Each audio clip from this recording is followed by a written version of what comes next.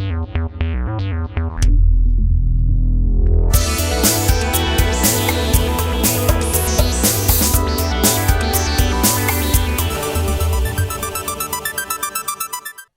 people of the internet. This is a Geek Gaming Culture Soapbox channel, and we do have some rather sad news to report.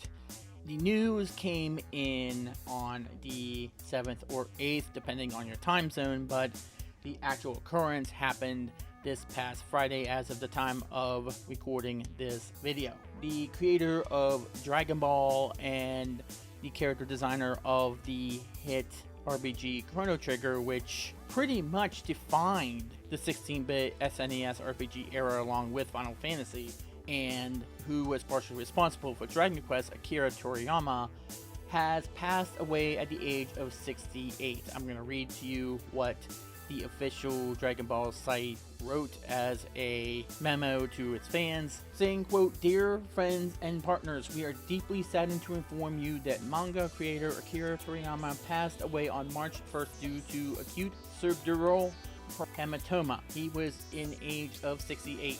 It's our deep regret that he still had several works in the middle of creation with great enthusiasm.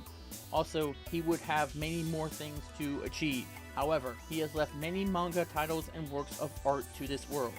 Thanks to the support of so many people around the world, he has been able to continue his creative activities for over 45 years. We hope that Akira Toriyama's unique world of creation continues to be loved by everyone for a long time to come. We inform you this sad news with gratefulness for your kindness during his lifetime." Funeral services were held with his family and very few relatives.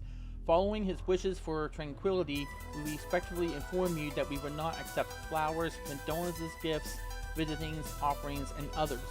Also, we ask you to refrain from conducting interviews with his family. Future plans for commemorating gathering is not decided. We will let you know when it is confirmed. We deeply thank you for your understanding and support as always.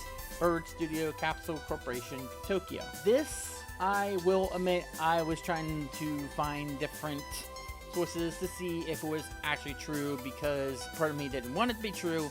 Another part of me is saying, is this real? Is this something that somebody just yanking our chain about? Sadly, it wasn't that. It is absolutely true. And Discussing Film did, in fact, post their own story about it, and I'm pretty sure more outlets are going to come out with this sad news. My introduction to him was, in fact, Dragon Ball Z, when it appeared, I think, on syndication. And at the time, I didn't know anything about Dragon Ball. I knew more about Sailor Moon than with Dragon Ball. That was the other half of the duopoly that was animated at that point in time in the mid-90s. And I've always thought that the two went hand in hand, like Superman and Batman, where Dragon Ball would be the Superman part of it and Sailor Moon would be the Batman part of it, since it kind of fit well with Superman and Goku being strong people in physical form, basically, if that makes any sense at all. However, then came Chrono Trigger. Now, admittedly, I did not get onto the Chrono Trigger bandwagon when it came out in 95 on the SNES. However, the Final Fantasy Chronicles set on the PS1 had Chrono Trigger along with Final Fantasy IV. And I wanted to try Final Fantasy IV because I never got to play that, because I got into Final Fantasy and Final Fantasy VI, and of course Final Fantasy VII. But then I tried Chrono Trigger, which blew me away. I didn't know how I missed that game. That was just an incredible game with an incredible story, incredible mechanics, incredible way of doing the storytelling.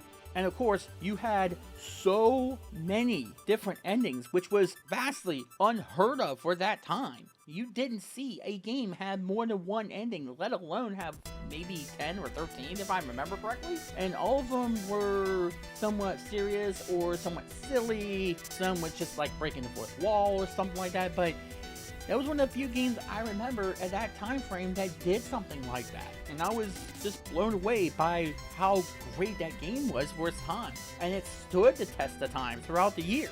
And of course, I haven't really gotten that much onto the Dragon Quest train, but I did play the first Dragon Warrior on the NES way after it came out. However, I can say with absolute certainty that no matter who you are, you've seen some of his work, whether it be from the acclaimed Dragon Ball series whether it be from Chrono Trigger or from Dragon Quest or just him in general. He created one of the most influential animes of all time. He's one of the Hall of Famers of anime creation and of manga creation, if you want to put it that way. I do find it a little interesting that he passed away a week before we found out, before they released a press statement, and I wonder when there's going to be some way for us to honor his life. I'm not going to say that it's never happened, that it's not unheard of for people to do it that way, but I do appreciate that they decided to wait until maybe their family got a chance to mourn his death before they decided to tell people about what happened. So I can't